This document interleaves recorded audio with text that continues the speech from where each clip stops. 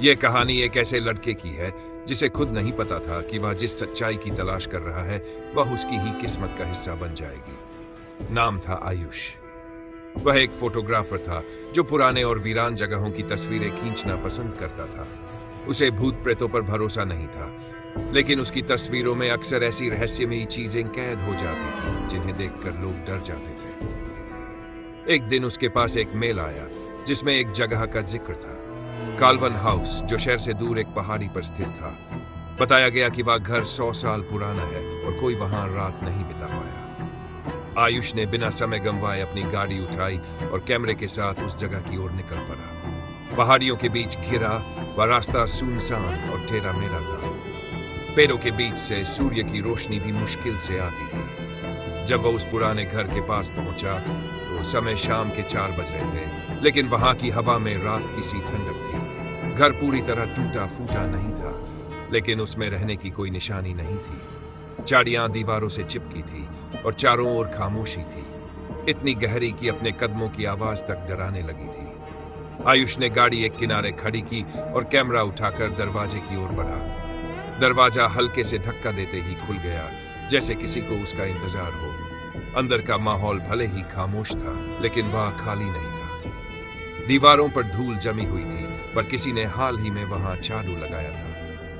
एक पुराना झूला धीमे धीमे हिल रहा था और छत से एक लाल लैंप झूल रहा था जिसमें कोई रोशनी नहीं थी, लेकिन वह धीरे धीरे घूम रहा था। आयुष ने कैमरा ऑन किया और तस्वीरें लेना शुरू किया। जैसे ही उसने पहली तस्वीर ली, कैमरे की स्क्रीन काली हो गई। वह समझा शायद बैटरी डाउन हो गई है, लेकिन तभी कैमरा दोबारा चालू हुआ और स्क्रीन पर वही झूला दिखा, मगर अब झूले पर कोई बैठा था, सफेद कपड़े में एक लड़की।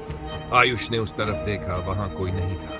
उसने फिर तस्वीर ली। इस बार झूले के पीछे एक और चेहरा दिखा, एक बूढ़ा आदमी जिसकी आंखें सीधे कैमरे में देख रही थी। आयुष का माथा ठंडा हो गया। वह समझ नहीं पा रहा था कि यह कैमरे का भ्रम है या कुछ और। लेकिन तभी ऊपर से किसी के दौड़ने की आवाज आई, जैसे कोई छोटा बच्चा ऊपर भाग रहा हो। आयुष सीढ़ियों की ओर बढ़ा। हर कदम पर उसे अपनी सांसें भारी लगने लगी। हवा बेहद ठंडी हो चुकी थी। ऊपर पहुंचते ही एक कमरा मिला जिसमें एक पुरानी चारपाई थी और एक टूटा हुआ शीशा। शीशे में आयुष ने देखा, उसके पीछे कोई खड़ा था। वह पलटा, कोई नहीं था। फिर अचानक शीशे पर एक हाथ का निशान उभरा जो धीरे धीरे खून में बदल गया। अब दरवाजा खुद ब खुद बंद हो गया। कमरे में सन्नाटा छा गया। तभी एक लड़की की हंसी गूंजने लगी। वह हंसी किसी आम इंसान की नहीं थी। वह कांपती, टूटी हुई हंसी थी, जैसे कोई आत्मा खुद को हंसी में छिपा रही हो। आवाज कमरे में घूम रही थी और फिर आयुष के कानों में एक फुसफुसाहट हुई, तुम वापस नहीं जा सकते, अब तुम हमारे साथ हो। आयुष ने कैमरा नीचे रखा और दरवाजा खोलने की कोशिश की, लेकिन वह टस से मस नहीं हुआ। तभी कमरे के कोने में वह लड़की खड़ी दिखाई दी। वही सफेद कपड़े, काले बाल और चेहरा एकदम बेरंग। उसने आयुष की ओर देखा और उसकी आंखों से आंसू नहीं बल्कि राख निकल रही थी। उसने कहा, मैं मर गई थी, लेकिन मेरा इंतजार अब भी बाकी है। हर साल कोई आता है पर कोई मेरी कहानी नहीं सुनता। तुम सुनोगे? आयुष कुछ बोल नहीं पाया। उसने बस सिर हिलाया। लड़की ने कहना शुरू किया, इस घर में मेरी हत्या हुई थी। मुझसे वादा किया गया था कि शादी होगी, लेकिन मुझे धोखा मिला। मैंने आत्महत्या नहीं की, मुझे जला दिया गया। सबने कहा मैं पागल थी, लेकिन मैं सिर्फ प्यार चाहती थी। अब मैं हर उस इंसान की तस्वीर में आ जाती हूँ जो देखना नहीं चाहता, सिर्फ क्लिक करना चाहता है। तभी कमरे में सारी तस्वीरें उड़ने लगी। उन तस्वीरों में आग लगी थी और हर तस्वीर में वही लड़की थी, मरने से पहले चीखते हुए।